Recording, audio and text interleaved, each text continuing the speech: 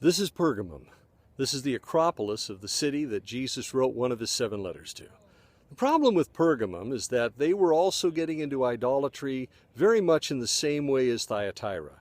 In Thyatira, they had a false prophetess named Jezebel who was leading the people astray. In Pergamum, though, they had people that were just in the fellowship who were compromising with the pagans and saying, we need to be more like the pagans.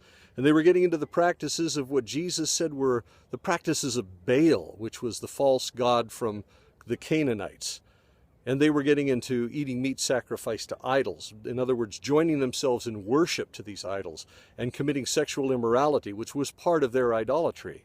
And Jesus said, you need to stop doing that, or I will come and fight against, and this is interesting, against them in this particular church. But he's addressing the church. He doesn't say against you. Jesus doesn't judge people and destroy people who he knows are forgiven and are innocent. Even though bad things can happen to people on this earth, they're not subject to Jesus' judgment or to his wrath. And I very much like that part. Well, he would have come and he would have taken on those people had they not repented.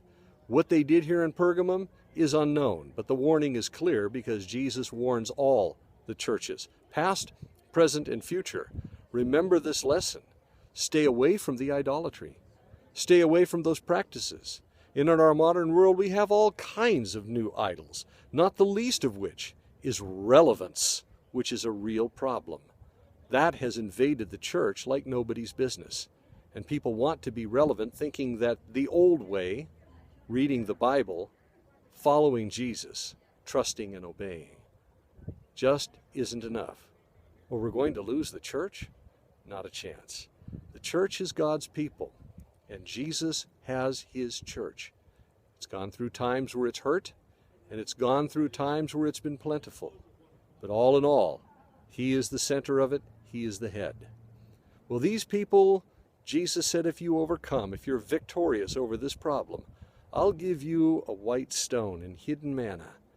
And hidden manna, part of a meal. Manna, as God made it miraculously come down from heaven for the people of Israel as they wandered in the wilderness to eat and stay alive. And yet Jesus, to his disciples in John's gospel, and this church was under John's headship. John wrote in John's gospel, Jesus speaking, I am the bread of life. Your fathers ate manna in the wilderness, but they died. This is the bread that comes down from heaven, that one may eat of it and not die. I, Jesus said, am the living bread who came down from heaven. Whoever eats this bread will live forever, and the bread that I shall give is my flesh, which I shall give for the life of the whole world. Jesus is the bread of life. And he says, eat him. Well, what about that white stone? That's your admission ticket into a banquet. They would put your name on it, and you would go to a royal banquet, and because this white stone had your name written on it, then you were welcomed into that banquet. But a name that nobody knew but you. Sounds like a pet name, doesn't it?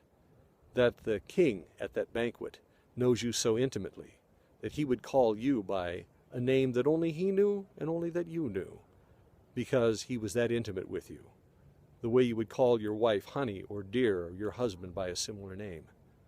I wonder what he'd call us, because he will always call us consistent with the new character that he's put in us. The way he called Israel, the way he called Abraham, because those were names that were changed as well. This is Pergamum. It's an amazing place. It's where Satan had his throne, Jesus said, and now it's a ruin. But the church is also everywhere. God bless you, and have a great day.